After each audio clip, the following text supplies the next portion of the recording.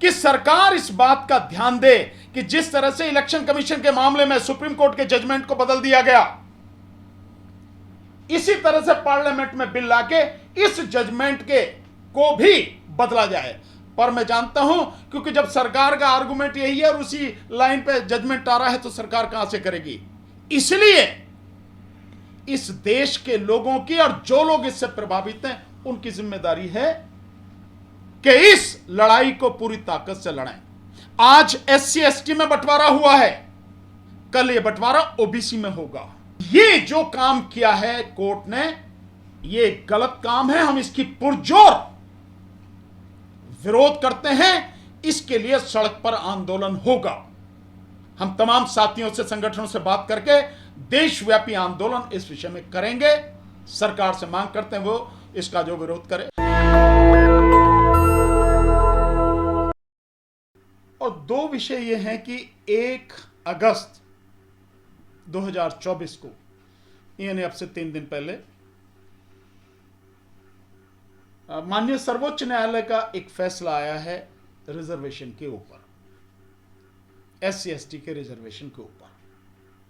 एक तो इस विषय पर हम लोग बात करेंगे, और एक बहुत बड़ा मुद्दा है, और वो मुद्दा है 5 करोड़ वोटों की गड़बड़ी का। यानी 5 करोड़ वोटें 2024 का जो लोकसभा चुनाव हुआ है, उसमें ज्यादा गिनती हुई। जितनी वोटें चुनाव में पड़ी थी, उससे ज्यादा वोटें निकली, लगभग 5 करोड़। एक ही मसला है। तो पहले मैं शुरू करता हूं, जो सुप्रीम कोर्ट का जजमेंट है, जो माननीय सुप्रीम कोर्ट का जजमेंट है, 565 पेज का जजमेंट है,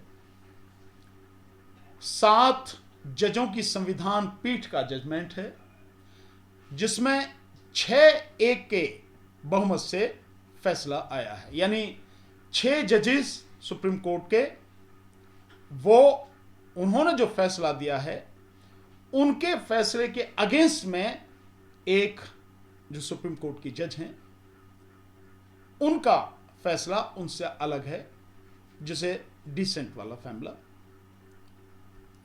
फैसला जो है बोलते हैं। तो ये फैसला जो आया है, ये फैसला SC ST का जो आरक्षण है, उस आरक्षण में वर्गीकरण किया गया, उपवर्गीकरण जिसे बोला गया है। मान लीजिए ऐसे माने कि जैसे जो जातियां शेड्यूल कास्ट में हैं, उन जातियों को उनकी संख्या के अनुपात में अब इस आरक्षण में बांटा जाएगा। किसी को आधा % मिलेगा, किसी को 0.1% मिलेगा, किसी को 0.25%, 2%, ऐसे जो मिलेगा, इस तरह से बांटा गया है। बांटने का ये आदेश है। और इसके पीछे जो कारण दिया गया है, वो कारण दिया गया है, बड़ा अजीब कारण है। वो कारण है कि इन समाजों में, यानी जो SC के समाज हैं, इनमें आपस में भी एक दूसरे में ऊंच नीच की भावना है, इसलिए ये सब अलग अलग हैं। और जो कहा गया है वो ये कि संविधान का अनुच्छेद 14, 15, 16 इस फैसले से प्रभावित नहीं होता। यानी समानता का जो अधिकार है, वो इस फैसले से प्रभावित नहीं होता। अनुच्छेद 341, 345, उसकी भी बात इसमें की गई है। बड़ा डिटेल में फैसला है। फैसला, ये बहुत अजीब सी स्थिति है साथियों,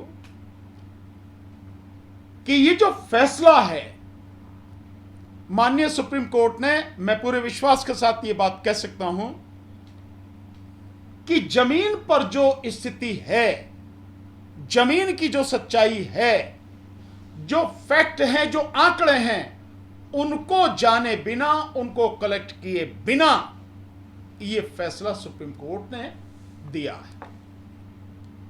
और मैं कह सकता हूं कि यह फैसला गैर संवैधानिक फैसला है, संविधान के विरुद्ध यह फैसला है। संविधान के जो आदेश हैं, निर्देश हैं, जो उसकी व्यवस्थाएं हैं, उनको एक साइड में करके उसका नाम लेकर कि यह संवैधानिक है, यह कहकर यह फैसला दिया गया है, जो पूरी तरह से असंवैधानिक है।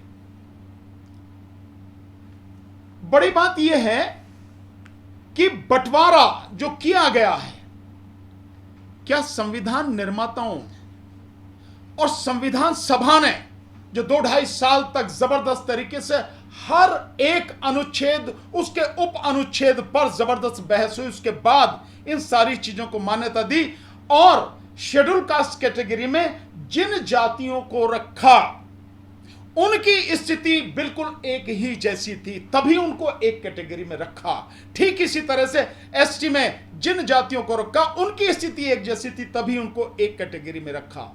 और ठीक इसी तरह से ओबीसी की जो स्थिति थी उनको एक कैटेगरी में रखा। सामाजिक आर्थिक स्थिति उनकी ऐसी ही थी।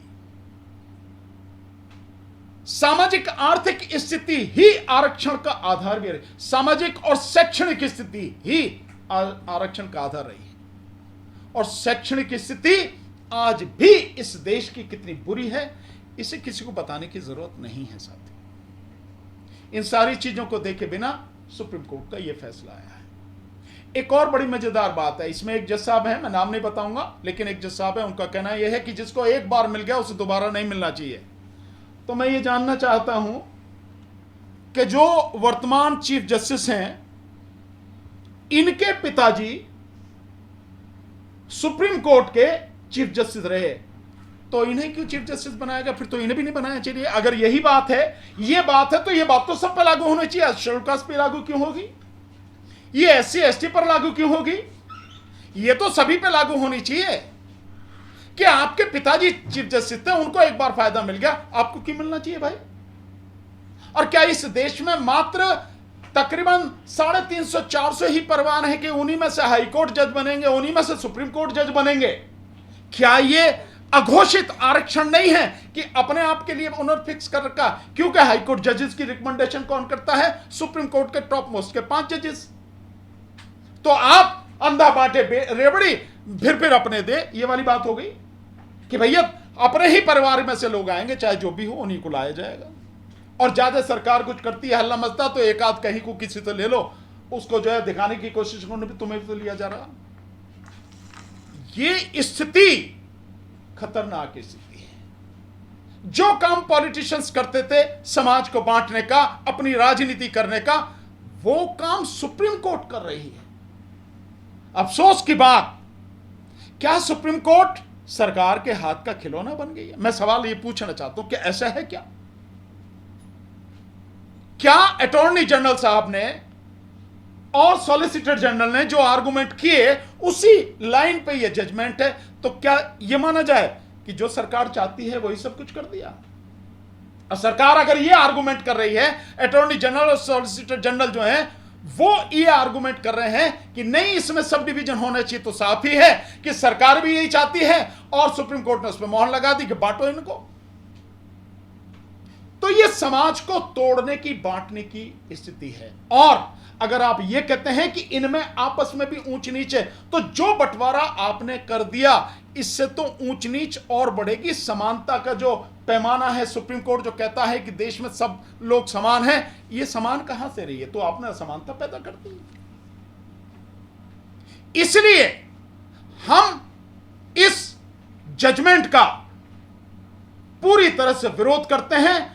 हमारे साथी हम लोग मिलके इसका रिव्यू पिटीशन भी हम लोग तैयार करने डालेंगे, लेकिन इसके साथ साथ इसकी लड़ाई सड़क पर होगी। और मैं आपके माध्यम से जो सरकार है उस सरकार से कहना चाहूंगा कि सरकार इस बात का ध्यान दे कि जिस तरह से इलेक्शन कमीशन के मामले में सुप्रीम कोर्ट के जजमेंट को बदल दिया गया, इसी तरह से पार्लियामेंट में बिल लाके इस जजमेंट के को भी बदला जाए। पर मैं जानता हूं, क्योंकि जब सरकार का आर्गुमेंट यही है और उसी लाइन पे जजमेंट आ रहा है, तो सरकार कहां से करेगी? इसलिए इस देश के लोगों की और जो लोग इससे प्रभावित हैं, उनकी जिम्मेदारी है कि इस लड़ाई को पूरी ताकत से लड़ें। आज SC ST में बंटवारा हुआ है, कल ये बंटवारा OBC में होगा, उनको बांटा जाएगा। जो आरक्षण SC का 15%, ST का 7.5%, आज की तारीख में वो आरक्षण पूरा नहीं है। 70 साल में मुश्किल से 10 से 11% आरक्षण पूरा है। और अब जिस तरह से 4th क्लास कर्मचारियों में ठेके पर उनको भर्ती किया जा रहा है, और साथ में जो 3rd क्लास के जो कर्मचारी हैं उनके लिए कॉन्ट्रैक्ट बेस पे ले रहे हैं, और ऊपर से 1st क्लास के उसमें IAS ऑफिसरों में और अब PCS में भी होने जा रहा है। जिस तरह से लेटरल एंट्री यानी पिछले के दरवाजे से सरकार भर्ती कर रही है, 100 से ज्यादा लोगों को मोदी सरकार ने पिछले 5 साल में भर्ती भी किया है, उनमें डायरेक्टर से लेकर जॉइंट सेक्रेटरी तक, उस लेवल तक। सो जब यह हो जाएगा तो आरक्षण बचेगा कहां?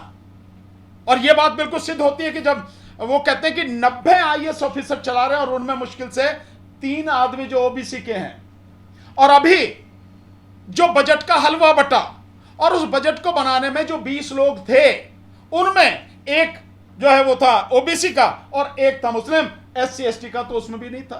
तो नीतियां बनाने में नहीं है कोई, नीतियां लागू करने में नहीं है कोई हमारा आदमी, हमें न्याय कहां से मिलेगा? और ऊपर से बंटवारा और डायरेक्शन दे दी है कि रजिस्ट्री को कि इसकी जो है कॉपी एडमिनिस्ट्रेटिव ऑफिसर्स वगैरह को लगातार तुरंत भेजी जाए, और जो इससे संबंधित अगर मुकदमे भी पड़े हुए हैं इसी लाइन पर निर्धारित वो होंगे, उनका फैसला होगा। तो बहुत ही गलत फैसला है। आरक्षण आपने पूरा नहीं किया।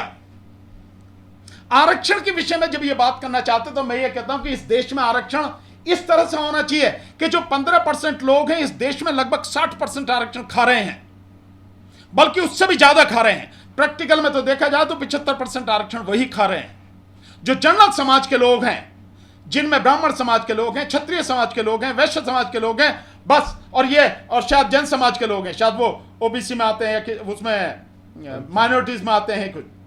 तो ये जो लोग हैं यही खा रहे हैं। कैसे खा रहे हैं मैं बताता हूं आपको। आरक्षण कितना है? आरक्षण है 22.5% SC और ST को, 15% SC का, 7.5% ST का, 22.5%। OBC का आरक्षण 27%। आबादी उनकी कितनी मंडल कमीशन के हिसाब से? 52%। आरक्षण उनको 27%। 27 और 22.5, 49%, 49.5%। बाकी कितना बचा? 50.5%, 50.5%। 50.5% सुप्रीम कोर्ट ने यह कह के, अफसोस यह है कि इसमें भी सुप्रीम कोर्ट ही शामिल है, सुप्रीम कोर्ट ने यह कह के उसको रिजर्व कर लिया कि भाई 50% से ज्यादा आरक्षण नहीं होगा। यानी 15% लोगों के लिए आपने 50.5% आरक्षण पक्का कर लिया बिना आरक्षण दिए ही। दूसरा, यही मोदी सरकार इसे दूसरे सत्र में लेके आई 10% आरक्षण आर्थिक आधार पर। आर्थिक आधार पूरी तरह से गैर संवैधानिक, उस आधार पर लेके आई। सुप्रीम कोर्ट ने मोहर लगा दी। हाँ, ठीक किया तुमने भाई। किस लिए मोहर लगा दी तुमने? तुम ही तो कह रहे थे कि 50% से ज्यादा नहीं होना चाहिए, तो 10% ये दे दिया तुमने। तो टोटल आरक्षण कितना हो गया? 59.5%। मतलब जब तुमने अपनी बारी आई तो तुमने उसको भी वैलिड कर दिया, ठीक कर दिया। और जब शेड्यूल कास्ट की, शेड्यूल ट्राइब्स की, OBC की बारी आती है तब तुम कहते हो नहीं, इससे ज्यादा नहीं हो जाना चाहिए। तो इसका मतलब साफ है कि सुप्रीम कोर्ट में भी जो बैठे हुए लोग हैं, हालांकि हैं तो वो भी इंसान ही ना, इसी धरती के लोग हैं ना, उनकी भी कुछ जातियां हैं, उनके भी कुछ धर्म है, तो उसी आधार पर ये सब सारे के सारे काम किए जा रहे हैं। तो आपने उनके लिए कर लिया, लेकिन इनको बांट दिया। उनको क्यों नहीं बांटा? आपने क्यों नहीं बांटा कि इस देश में जो अधिकतर सीटों पर कब्जा कर रखा है वो किसने कर रखा? ब्राह्मण समाज के लोगों ने। तो क्षत्रिय समाज से कहो ना कि भैया इन्होंने कर रखा, तुम बांटते क्यों नहीं इसको? वैश्य समाज से बोलो, उनको भी करना चाहिए था कि तुम्हें कम मिला भाई, तुम्हें भी अपनी आबादी के हिसाब से मिलना चाहिए, बांटना चाहिए। नहीं, उन्हें नहीं बांटोगे आप इन्हें बांटोगे। गरीबों को, भिखारियों को, जो भुक्कड़ लोग हैं, जिनके पास न तन पे रोटी है, न तन पे लंगोटी है और न ही पेट में रोटी है, आप उन्हें बांटोगे। ये जो काम किया है कोर्ट ने, ये गलत काम है। हम इसकी पुरजोर विरोध करते हैं। इसके लिए सड़क पर आंदोलन होगा। हम तमाम साथियों से, संगठनों से बात करके देशव्यापी आंदोलन इस विषय में करेंगे। सरकार से मांग करते हैं वो इसका जो विरोध करे। तो क्या सर कोई डेडलाइन आप लोगों ने रखी है आंदोलन को लेकर? किस तरह का आंदोलन होगा? अभी कोई डेडलाइन नहीं है। आज हम पहली PC कर रहे हैं, हमने देखा जजमेंट, उसके बाद हम सब ये कर रहे हैं। देन उसके बाद में सब लोगों को बुला के बैठ के बात करेंगे। उसके बाद आंदोलन की बात करेंगे। सर, ये जो वर्गीकरण की बात की जा रही है और ये जो बात है, क्या आपको इस बात का डर है कि वर्गीकरण होने के बाद वो सही से बंटवारा नहीं होगा, इस बात की चिंता है, या फिर मतलब चिंता किस बात को लेकर है? नहीं, चिंता इस बात को लेकर है कि आप एक ही परिवार को बांट रहे हो। जो काम संविधान सभा ने, संविधान निर्माता ने, उन्होंने कहा कि इन सबको इकट्ठा रखना है, इन सबकी स्थिति एक जैसी है, सामाजिक स्तर पर भी, शैक्षणिक स्तर पर भी और आर्थिक स्तर पर भी, उन सबको उन्होंने इकट्ठा किया। सरकार के कहने पर या यूं कहो कि सरकार की हां में हां मिलाते हुए कोर्ट उसको बांट रही है। जहां तक आप कह रहे हो हमें डर किस बात का, हमें डर नहीं है। हम जानते हैं, हमारे पास आंकड़े हैं, जब 70 साल में 22.5% आरक्षण SC ST का पूरा नहीं किया, जब से मंडल कमीशन के माध्यम से OBC का आरक्षण है, वो 27% आरक्षण आज तक पूरा नहीं किया। इन दोनों को मिला के मुश्किल से 25% आरक्षण मिल पा रहा, मुश्किल से। तो इनका जो हिस्सा है लगभग 25%, कौन खा रहा है? जनरल समाज के लोग। सरकार उसमें शामिल है, कोर्ट उसमें शामिल है। इसलिए हमें यकीन है कि यह सिर्फ समाज को बांटने की साजिश है कि यह जो इकट्ठी ताकत बन रही है, इस ताकत को कैसे तोड़ा जाए, और अफसोस की इस कोर्ट के माध्यम से हो रहा है। ST का जो आरक्षण है, कहा जाता है उसका जो ज्यादा जो बड़ा हिस्सा है वो मीणा समाज उसको ले जाता है। ऐसे बिहार में जो है वहां पे भी एक जाति जो है वो लेकर जाती है ST का, SC का। ऐसे यूपी में कहा जाता है कि जाटव सारा ले। तो अगर उसमें बंटवारा होगा तो जो बाकी जो जातियां हैं, तो क्या आपको लग रहा है कि अब उनको नहीं मिलेगा फिर वो? नहीं, मैं ये बात कह रहा हूं कि इस बंटवारे की बात कर रहे हैं, या लोग भी इस बंटवारे की बात करते हैं जो आरक्षण के विरोध में है। मैं इस बात की कहता हूं, भैया ये सारा का सारा जो आरक्षण के अलावा बचा हुआ हिस्सा, उसमें जो है 70 से 80% ब्राह्मण क्यों ले जा रहा भाई? मैं तो इस बात की बात करता हूं, बताओ उसमें भी क्यों नहीं बांटते? बांटो ना उसमें नहीं दिखाई दे रहा कि अत्याचार हो रहा है, उसमें नहीं दिखाई दे रहा। अभी एजुकेशन के विषय में आया, हायर एजुकेशन के विषय में, हायर एजुकेशन के विषय में जो आंकड़ा आया, जो professor, assistant professor, associate professor हैं, उसके आंकड़े में तकरीबन 7% के लगभग SC ST OBC का इतना है, केवल 7%, और बाकी 93% वो जनरल का है, और उसमें भी मोर देन 80% केवल ब्राह्मण के पास है। क्यों? आप इसमें क्यों नहीं करते? इधर ही क्यों दिखाई देता है कि ये ले जा रहा, वो ले जा रहा, वो ले जा रहा है? इधर क्यों नहीं दिखाई देता? दोनों तरफ होना चाहिए ना। सर, विपक्ष जाति जनगणना की बात कर रहा है, लेकिन ये इस विषय पर क्या आवाज उठाएगा, आपको लग रहा है? नहीं, मैं ये मानता हूं कि मुझे नहीं पता है अभी किसी ने क्या कहा है, क्या नहीं कहा है, पर अगर किसी ने कहा है कि सुप्रीम कोर्ट का ये फैसला हम इससे सहमत नहीं हैं, मैं उसका स्वागत करता हूं। और अगर कोई ये कहता है कि सुप्रीम कोर्ट का फैसला सही है, तो हम उसका विरोध करते हैं, निश्चित रूप से। दूसरी बात यह है कि ये जो आप बात करें जातिगत जनगणना की बात, यही बात मैंने कही कि क्या आंकड़े जमीन पर जो आंकड़े हैं वो कलेक्ट किए? नहीं किए ना। सो जमीन के जो आंकड़े हैं, पहले उन आंकड़ों को कलेक्ट करना चाहिए था, उसके बाद ये फैसला आना चाहिए था। अब जातिगत जनगणना हुई नहीं, तुम्हारे पास जाति के आंकड़े हैं नहीं, तुम जातियों को बांट रहे हो। जातियों को खत्म करना था, जो लोहिया जी ने कहा, बाबा साहब डॉक्टर अंबेडकर ने कहा, जातियों को खत्म करना। आप जातियों को खत्म नहीं कर रहे, जातियों को बांट रहे हो आप कि भैया तू ले जा, तेरा 0.5% है तू इसे ले जा, तेरे पास 0.25% है तू इसे ले जा, तेरे पास 0.1% है तू इसे लेकर खुश रहे, तेरे पास 2% है तू इसे खुश रहे। ये बांट रहे हो आप, वर्गीकरण। कंटेम्प्ट ऑफ कोर्ट का भी डर तो है सर, किसका? अगर इस पे आवाज उठाएंगे। किसी बात पर कोई कंटेम्प्ट ऑफ कोर्ट नहीं है। हम किसी जज पर कोई कमेंट नहीं कर रहे हैं, हम किसी जज की कोई मानहानि नहीं कर रहे हैं, लेकिन जो फैसला है, इस देश के हर व्यक्ति को उस फैसले की आलोचना, समालोचना, प्रत्यालोचना, क्रिटिसिज्म करने की पूरी इजाजत है। और यह उसी संविधान ने इजाजत दी है जिस संविधान का सहारा लेके ये जजमेंट आया है, उसी संविधान ने हमें दी है, आर्टिकल 19, उसी के तहत करें। लेकिन सर, सुप्रीम कोर्ट के जज का तो सीधे तौर पर कहना है जो लोग सक्षम हो गए हैं उन्हें तो खुद छोड़ देना चाहिए। तो बिल्कुल मैं कहता हूं, मैंने तो कहा ना, जो लोग सक्षम हो गए हैं उन्हें छोड़ना चाहिए, पर वो क्यों पकड़े बैठे हैं?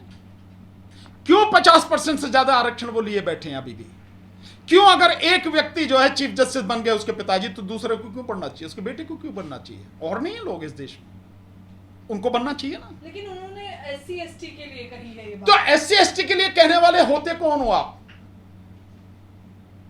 आप SC ST की बात कर रहे हो, मैं कह रहा हूं आप सबकी बात करो ना, आप केवल SC ST की बात कर रहे हो। तो इसका मतलब यह माना जाए कि क्या SC ST से शुरुआत करी और अब ये जो वर्गीकरण है, जो जाति बांटी जाएंगी, जिनको इकट्ठा किया गया था, जिनकी स्थिति परिस्थितियां एक थी, उनको सबको अब OBC में भी नंबर लगेगा इसी तरह से।